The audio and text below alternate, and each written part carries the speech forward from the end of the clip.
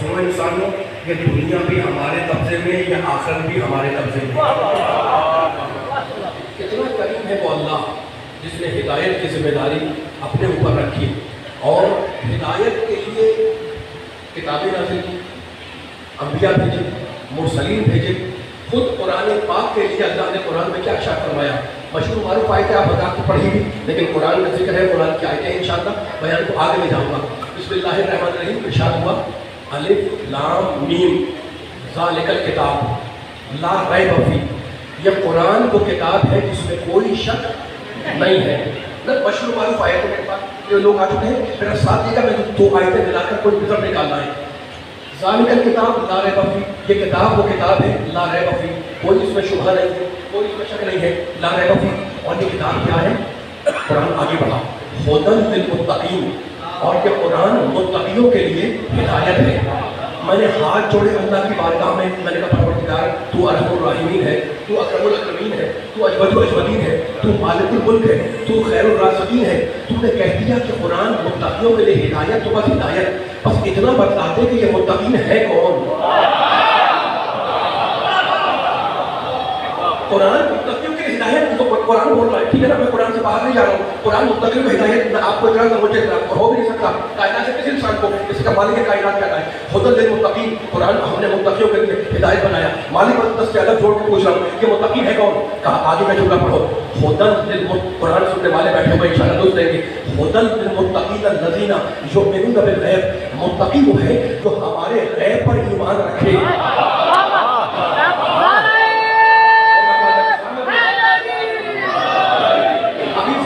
قرآن مجید کی آیتوں کا روشنی میں انشاءاللہ ایک بار پھر سنیں، ھدی للمتقین، قرآن ہدایت ہے متقیوں کے لیے۔ ھدی للمتقین، مالک متقین کون ہے؟ کہا ھدی للمتقین الذین یؤمنون بالغیب، متقی وہ ہے جو اللہ کے غیب پر ایمان رکھے۔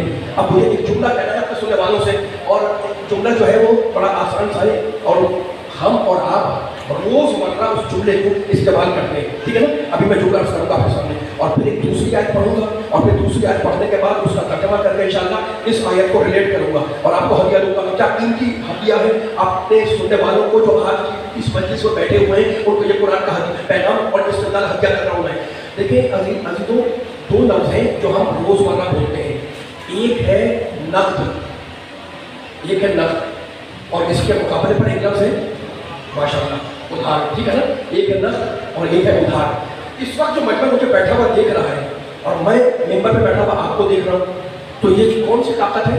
آنکھ کی طاقت ہے نا، قوت بینائی، میرے پاس بھی ہے، آپ کے پاس بھی ہے، ٹھیک ہے؟ یہ قوت بینائی اللہ کی نعمت ہے یا نہیں؟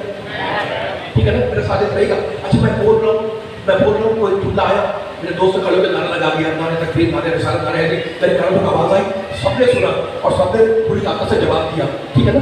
تو یہ جو کان سن رہا ہے، یہ قوت سماعت، یہ کس نے دی؟ اللہ نے۔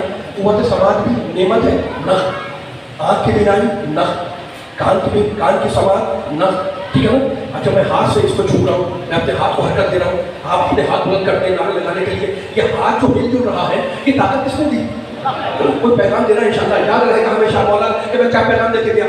قوت بینائی بھی اللہ کی نعمت، قوت گویائی بھی اللہ کی نعمت، قوت سماعت بھی اللہ کی نعمت، ہاتھ کو چھونے والی نعمت یہ بھی اللہ کی دی ہوئی نعمت۔ یہ ساری نعمتیں وہ ہیں جو اس وقت ہمیں دنیا میں ملی ہوئی ہیں، ٹھیک ہے نا؟ یہ یہاں ملی ہوئی ہیں۔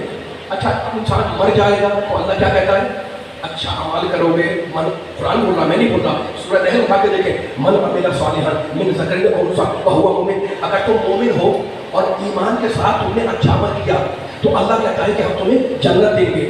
جنت ابھی نہیں دیں گے، جنت دیں گے مرنے کے بعد، حساب کتاب کے بعد۔ ابھی جنت نہ آپ نے دیکھی ہے نہ میں نے دیکھی ہے نا؟ تو یہاں کی نعمتیں ساری ہیں نقد، اور جنت والی نعمت ہے جو مرنے کے بعد ملے گی۔ متقی وہ ہے جو اللہ کے ادھار پر ایمان رکھے۔